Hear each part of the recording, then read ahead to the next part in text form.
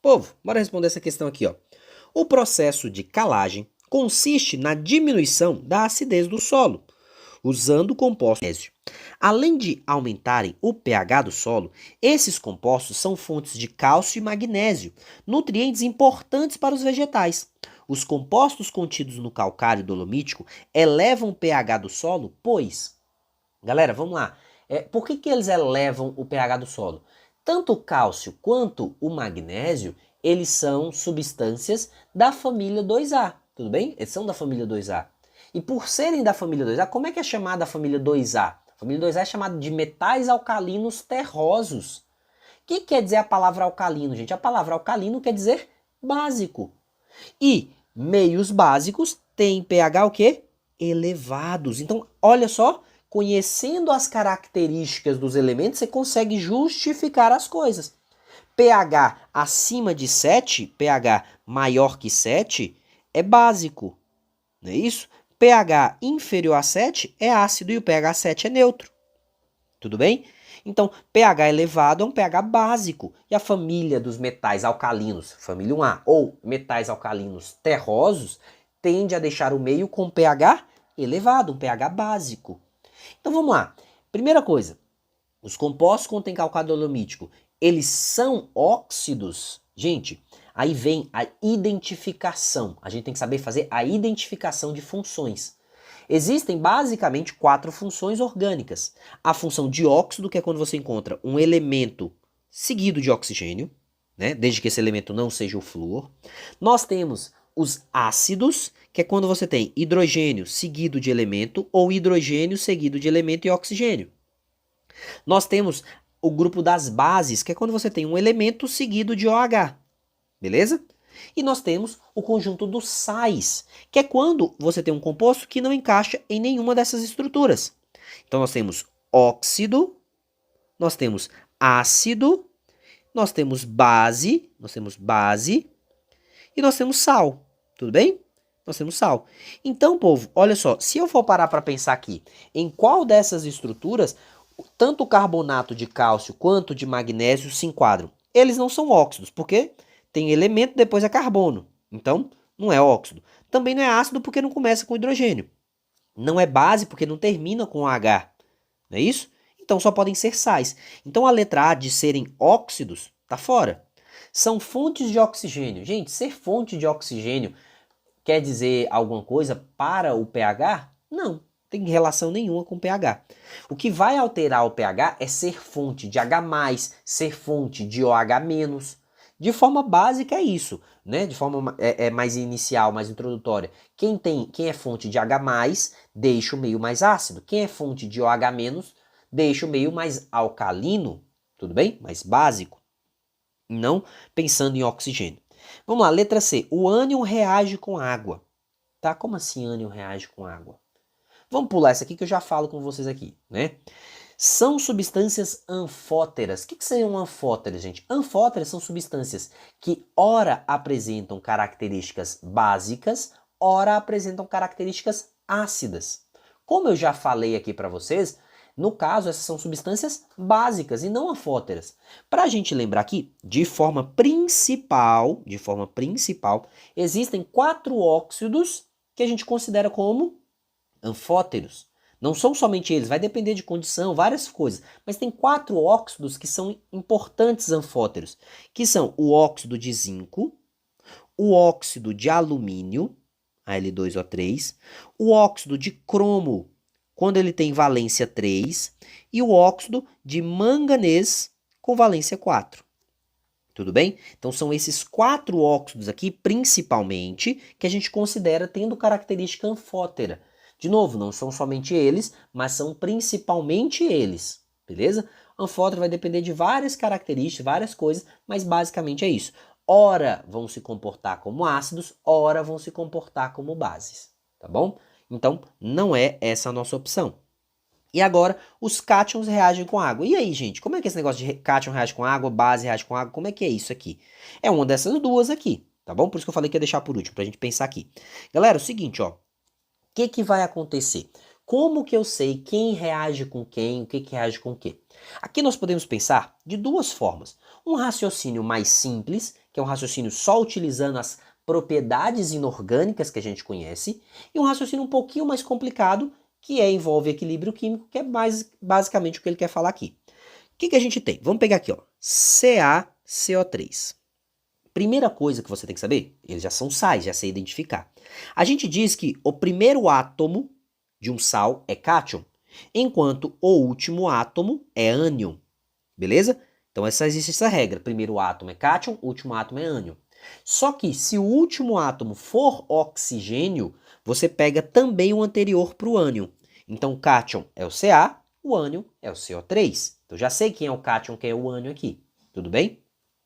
Vamos lá, o cátion, Ca, vem da família 2A, então é Ca mais 2. Se o Ca é mais 2, o ânion, que é o CO3, tem que ser CO3 menos 2. O cátion, gente, todo cátion vem de base. No caso, ele vem da base CaOH2.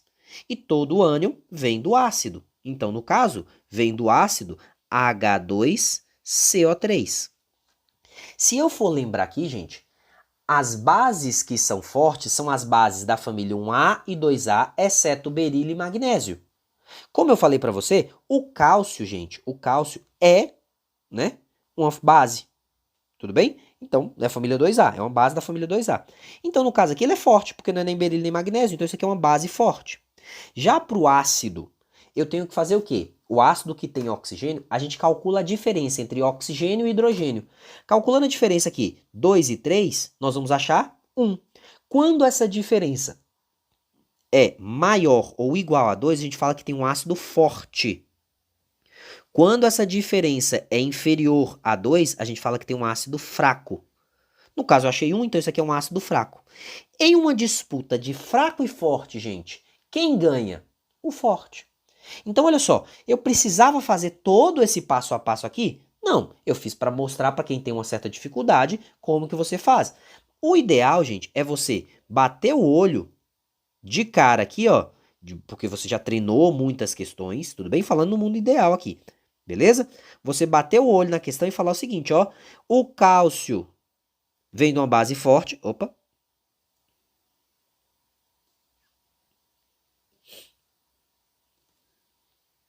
O cálcio vem de uma base forte, o CO3 vem de um ácido fraco. Neste caso, quem ganha é o forte. Por isso, como quem ganha é o forte, isso aqui é um sal de característica básica. Básico, sal básico. Pronto. Deu para entender aqui? Então, a gente pode pensar dessa forma. Isso aqui é um sal de característica básica. Então, esse é um raciocínio que eu só estou utilizando as propriedades de inorgânica aqui. Beleza? Só estou utilizando as propriedades de inorgânica. Mas, para responder essa questão, eu preciso também aqui ter um raciocínio de equilíbrio, porque senão não fica como assim, o ânion reage, cátion reage com água. Então, vamos lá, povo. Seguinte, quem é forte quer ficar sozinho, gente. É isso. Quem é forte quer ficar sozinho, ou seja, quer ficar na forma iônica. Então, o cálcio, ele não quer juntar com a água. Ele vai ficar na forma de 2+. Já o CO3, ele é fraco. Lembra que eu falei que ele é fraco? Como ele é fraco, ele quer reagir com a água, ele quer juntar com a água. Só que aí, como é que ele junta com a água, então? Né? No caso aqui, ó, né? Tinha os dois lá na presença de água. Mas quem é que vai reagir mesmo? É o CO3. Então, o CO3 menos 2 tende a reagir com água, H2O. E aí, quando ele reage com H2O, acaba formando, no caso aqui, ó, H mais HCO3 menos. Opa, H mais não, OH menos, perdão. H mais não, perdão, OH menos.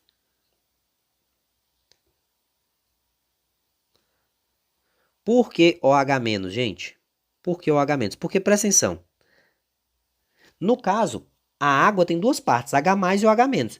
Como o CO3 é negativo, ele atrai para qual parte? Ele atrai a parte H mais. Se ele atrai a parte H mais, sobra para ele a parte OH menos. Entendeu?